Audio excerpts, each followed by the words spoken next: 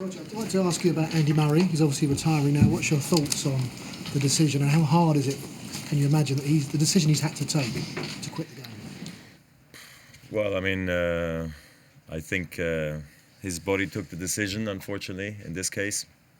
Well, I think it must have been a very long couple of years for him now. I remember when I played with him in Glasgow, how not well he was, and I couldn't believe he actually played. But, it was for a good cause, and he felt like he could do sort of the 2.5 sets that we played. So I guess everybody can understand where he comes from. At some point, when you feel like you're never going to get back to 100%, and you've had the success that Andy's had. You can only understand the decision. Now I was disappointed and sad and a little bit shocked. To know now that we're going to lose him at some point, but we're going to lose everybody at some point. So it's just that now it's definite, and of course I hope that he can play a good Australian Open, and he can keep playing beyond that, and really finish the way he wants to at Wimbledon. That's what I hope. I hope for him, but of course, it hits us top guys hard, because we know Andy very well. We like him.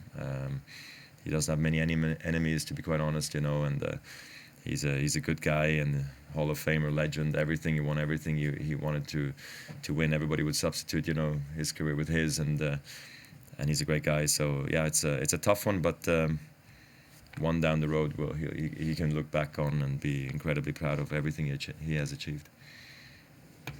Question down here on the left. Throughout your career, you told us that you made several changes in the kind of preparation that you do in the off-season with Pierre and your team. I was wondering, did you make any significant change in the preparation that you did before this season as time goes by and obviously your body goes along with it? Did you do anything different to prepare for this specific season, given that you said that you are considering playing clay as well? Well, yeah, so I didn't change my schedule depending on the clay.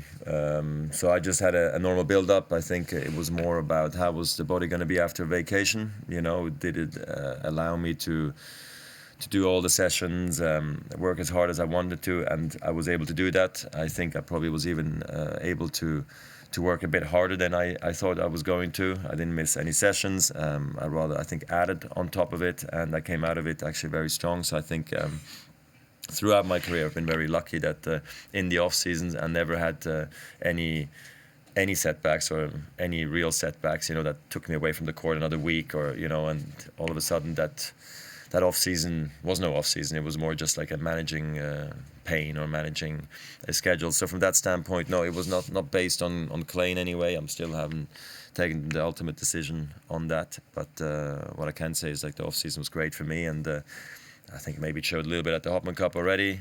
But again, look, I'm playing tomorrow, so we'll see how it's going to be here in Melbourne.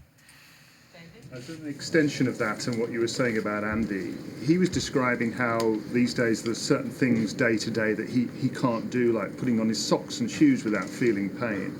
I just wonder, as somebody who's 37, compared to, say, 10 years ago, what are the differences? Are there notable differences about you as an athlete, as you as a body that has changed? Well, I think everybody's a bit different, how they react to recovery, or how they react to a hard match, or probably every player has some sort of weak spot in their body.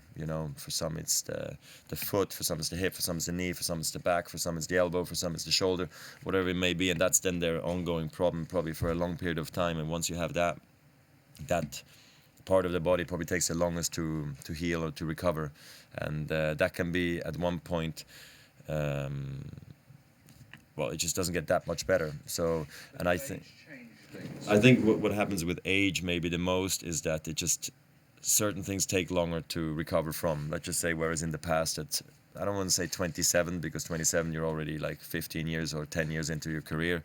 But when you're like young, let's just say you have a I don't know, a pain in let's just say the elbow.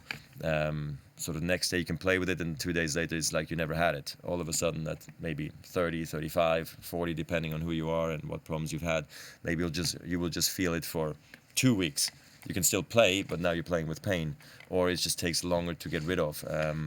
But again, everybody's very different. Everybody takes the pain differently, and I think that that's also then where you have to be very wise what kind of schedule you're playing with and what problem you're dealing with. Maybe down here, and then Ellen, please. So do you think the Hopman Cup right before coming here adds to the confidence down the path for the Australian Open? Well, for me, it worked very well. The last couple of years, I've had wonderful Hopman Cups. I think it's a good way for me to just feel good, play well. Team environment, with Belinda as well. I enjoy playing the mix as well, and the stadium feels great. The crowds are unbelievable. It's on the way from Dubai over, so the jet lag is not too crazy for me too. So there's many positives to take away from the Hopman Cup in Perth. Now that it was as successful, always the preparation, and then also paying off with here in Melbourne, that was obviously a bit of a surprise, because I never expected to win the last couple of Australian Opens. So this year, again, we'll see what happens, but I'm very happy with the preparation thus far, and super excited that it's just a day away now from my next match, so it's going to be exciting. Roger, I remember you saying after winning last year that you kind of had the feeling all the way through the tournament that you weren't going to win, that something was going to happen and it wasn't going to happen for you. So I just wonder, how are you feeling kind of this year, and maybe are you more confident this time, or how's it?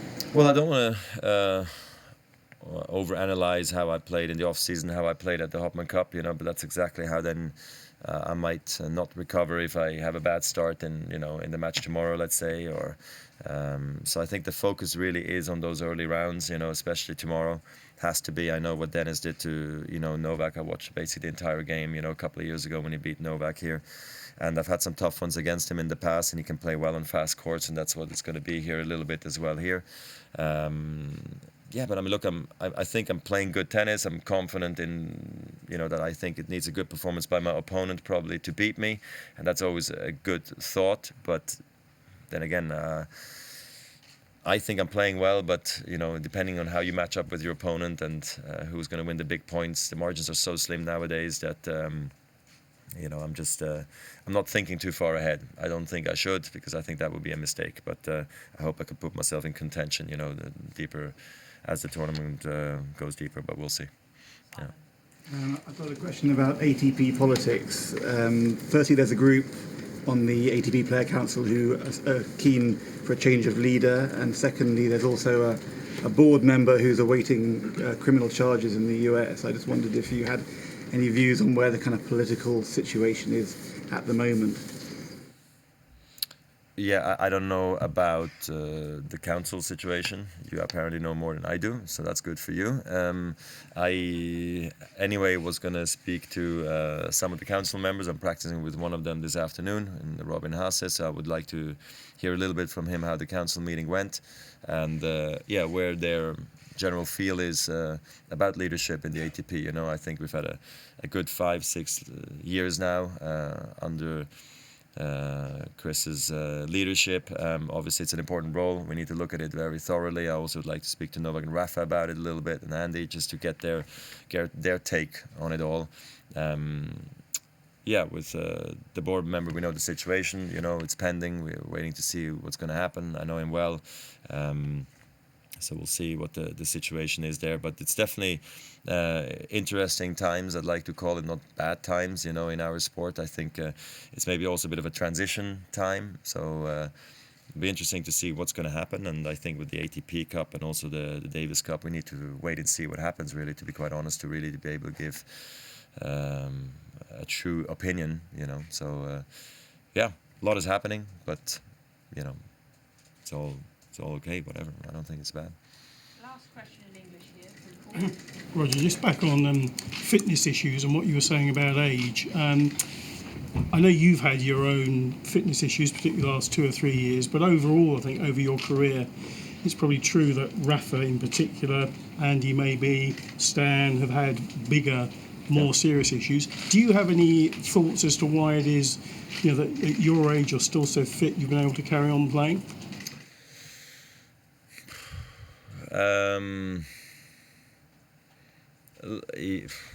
mean, I definitely needed a little bit of luck, I mean, if you look how unlucky things were with the incident here a few years ago when I ran the bath. I mean, so I guess the knee or that part of the body was ready to go. It could have happened easily in the match against Novak, but it didn't, because maybe I was warmed up. I have no idea what happened. So I think you need also a little bit of luck.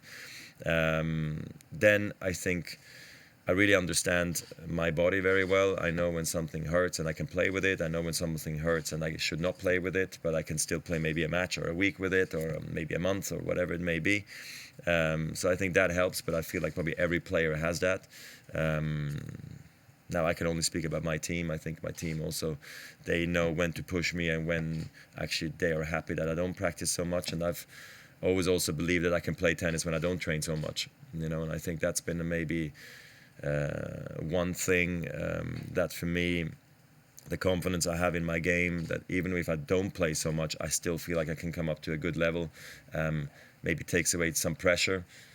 And maybe also the way I play tennis, maybe it's smoother than the other guys, but it just maybe looks that way. I work extremely hard, in the matches as well. It just doesn't maybe come across as so much. So I don't know if that's also something that maybe is part of the equation. I'm not sure.